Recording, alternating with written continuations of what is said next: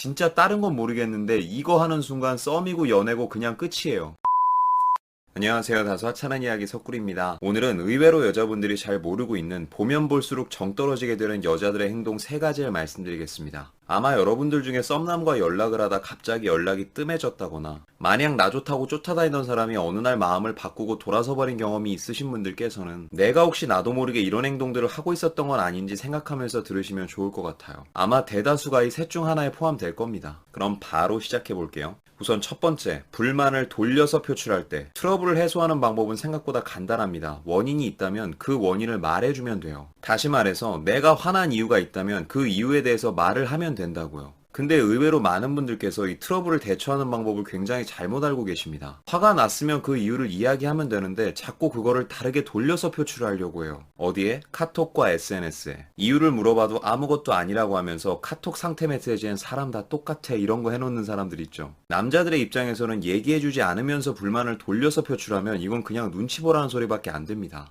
막 10대나 20대 초반 때는 그럴 수 있다 쳐도 남자가 20대 후반이나 30대로 넘어가면 그런 스타일로 연애하시는 분들은 피곤해서 못 만나요. 그래서 그런지 시간이 흐를수록 점점 안정성에 집착하는 남자들은 더더욱 크게 손이 가지 않는 사람을 선호하는 경향이 있습니다. 그런데 거기에 대고 정작 제대로 된 이유는 설명도 해주지 않으면서 자신의 불만을 돌려서 표출한다면 그때부터 남자들은 마치 저 사람이 나를 몰아세우는 것 같은 느낌이 들 때가 있어요. 조금 냉정하거나 연애에 대한 경험이 많은 남자들은 여자가 그런 모습을 몇 번만 보여줘도 바로 스톱해버릴 때가 많거든요. 그렇기에 가장 단순하면서도 마치 진리 같은 이 말을 늘 새기셔야 됩니다. 불만이 있으면 그냥 얘기하면 돼요. 경험이 전혀 없거나 아주 어린 사람들이 아니고서야 글을 쓰고 말을 할 줄 아는 정상적인 성인들은 불만이 생겼을 때 절대 돌려서 말할 이유가 없습니다. 매력적인 여자들의 기준도 되게 그런 게 있잖아요. 불만이 있으면 그냥 얘기하고 좋은 게 있으면 그냥 좋다고 얘기합니다. 거리낌 없이 그냥 당당하게 밀어붙이는 게 있어요. 그렇기 때문에 그런 솔직함에 남자들이 더 매력을 느끼는 것도 있고요. 아니 말을 해도 못 알아듣던데요? 그럼 알아먹을 때까지 계속 얘기를 하고 차라리 싸우세요. 생각을 해보세요. 말을 해도 못 알아먹는 사람한테 돌려서 말을 하면 그걸 알아먹을까요? 본인이 그냥 이해하고 넘어가든지 아님 끝까지 싸우든지 둘 중 하나입니다. 이어서 남자가 여자에게 정이 떨어지는 의외 구간 2번째, 센 척할 때.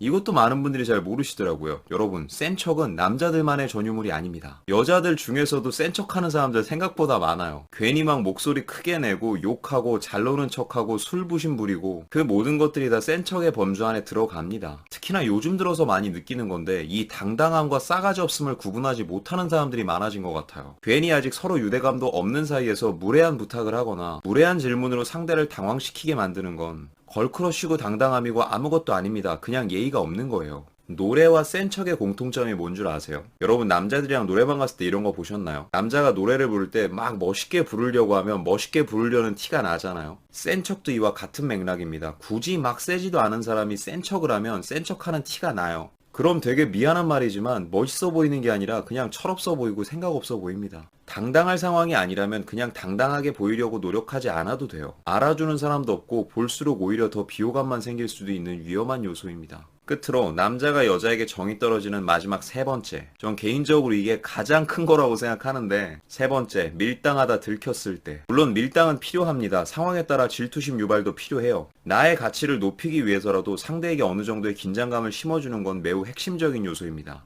다만 할 거면 제대로, 들키면 안 돼요. 밀당을 하다 만약에 들켰으면 이때부터는 돌이킬 수가 없습니다. 이거 회복하는데 시간이 어마어마하게 걸려요. 굳이 연락을 늦게 할 상황도 아닌데 연락 늦게 하고 집에 있는 거 뻔히 다 알고 있는데 카톡 답장 1시간 늦게 하고 가장 최악은 남자가 뭐 하다 카톡 답장을 1시간 만에 보냈는데 이걸 또 복수하겠다고 자기는 2시간 늦게 하고 2시간 늦게 오면 난 또 3시간 늦게 하고 하루 늦게 오면 이틀 늦게 보내고 단언컨대 연애 경험이 한 번이라도 있었던 남자들은 이거 연락 패턴은 다 눈치챕니다. 아니 그럼 도대체 밀당을 어떻게 하라는 거냐. 딱히 해야 되는 밀당이 정해져 있는 건 아니지만 밀당을 해야 되는 시기는 정해져 있어요. 바로 이미 우리 둘 사이에 충분한 유대감이 형성돼 있을 때. 더 쉽게 얘기해 줄게요. 그냥 남자가 나한테 빠져 있을 때 밀당은 그때 해야지 잘 먹혀 들어가는 겁니다. 어중간하게 지금 나한테 관심을 보이거나 아니면 아주 작은 호감을 가지고 있는 사람한테 쓰면 안 된다는 거죠. 예를 들어서 이미 우리가 연애한 기간 기간이 꽤 됐어요. 근데 남자가 어느 순간부터 열정이 좀 뜸해. 그럼 그럴 땐 가끔 답장도 늦게 보내고 전화도 늦게 하고 패턴도 깨서 남자를 좀 혼란스럽게 만들고 밀당을 하는 건 가능한데 아직 두 사람이 썸이거나 소개팅한 지 얼마 되지도 않은 상황이에요. 근데 이때 내가 밀당을 하겠다고 카톡 답장 늦게 보내고 밀어내는 행동을 하면 그냥 그대로 쭉 밀려날 거예요. 그러니 제발 밀당도 이미 둘 사이에 유대감이 어느 정도 있을 때,